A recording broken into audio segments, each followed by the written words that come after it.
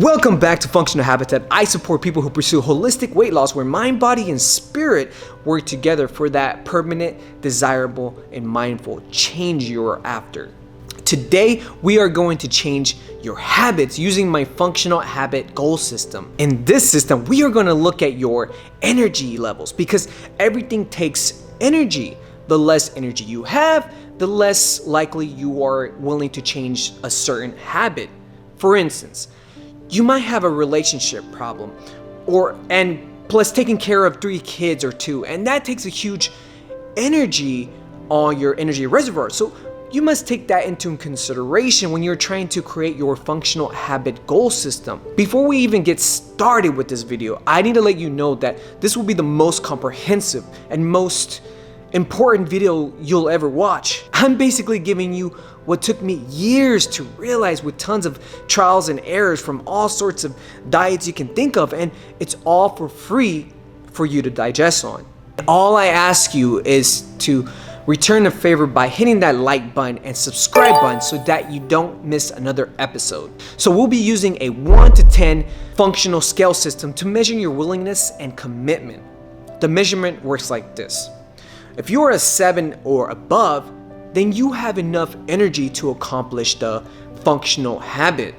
The beauty of my system is that if you are not a 7 or above on this scale, there's no reason to beat yourself up because you can simply move on to the next functional habit on the list. And you can always go back to the rest when you are ready and more motivated by your own success. What's easy to change for some people might be a huge challenge for others. Trust me, I've been doing this since I was 12, and I know what you guys are going through. I've been overweight multiple times and suffered bulimia throughout my life, and if I was able to overcome it, I know you can too. I realized that my problem came from a negative mental aspects of myself. I refer the mental aspect to the king mind.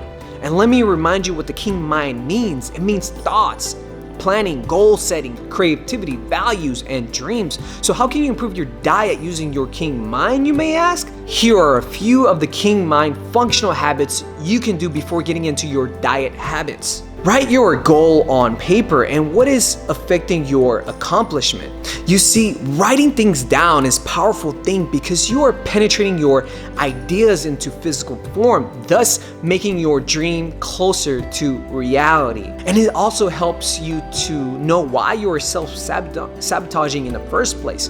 You can journal your feelings, emotions that come up on a certain habit you've been trying to change, such as a diet or a certain junk food you were trying to get rid of. Number 2, keep going back to the values that will help you choose the healthy choices. The values you represent are ultimately what makes you you, and if you're not holding them high, they are most likely at the very bottom of the least importance. Number 3, spend your time outside the aisles when shopping. That way, you do not create a trigger to pick an unhealthy food option. That means you get to be more goal-oriented when you shop. And number 4, make a shopping list and stick to the list. You see, knowing what you want to cook in advance will help you from all the distractions you see in the aisle. So my question for you is, where are you on each of these habits? How much are you willing to cultivate any of them? Choose at least one. The reason why I spoke about the king mind is because we needed to strategize primal gut. Primal gut is what I refer to as metabolic diet, gut, hydration, and satiation. In this section, we are going to look at just that. A list of functional habits that will help you accomplish your objective. I want to remind you that these are the fundamentals to get to any goal you are trying to get to. I mean, you could go a different route. However, you will always fall back to these principles at the end of your life. So why not work on them now? Without these, you are going to have a harder time living up to your fullest potential. I'm not asking you to be there, but to always strive for these concepts. Primal gut. Number 1, wild plants. Number 2, biodynamic. Number 3, USDA organic. Number 4, organic. I place them in this order from best to least. Wild meat or pasture meat, grain-free. and pastured free-range eggs. Wild fish from the farmer's market. Start with grocery stores. Shop 1 to 3 days a week. Consume a variety of foods. 1 to 3 meals a day. Make your own meals. Making your own meals makes you independent and lets you know what ingredients are in it. You can always start with 1 healthy meal per day, then 2, and finally 3 meals. Chew 25 times or until liquid form. Chew it until you feel a liquid sensation in your mouth. The main point is that quantity matters.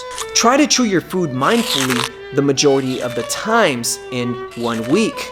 Mindfulness practice. Setting time aside to pray or send positive intentions to your food lowers stress levels for your digestive tract to work at its full potential. Metabolic type, which is the hardest. In my coaching program and my upcoming courses, we will look at this in more in depth, but you can always do your own research. There's too much to learn in one video. Water.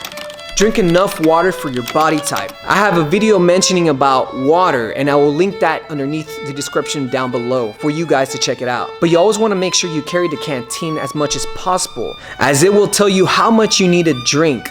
In the next video, we will look at precise strategies that will help you lose weight holistically using this commander.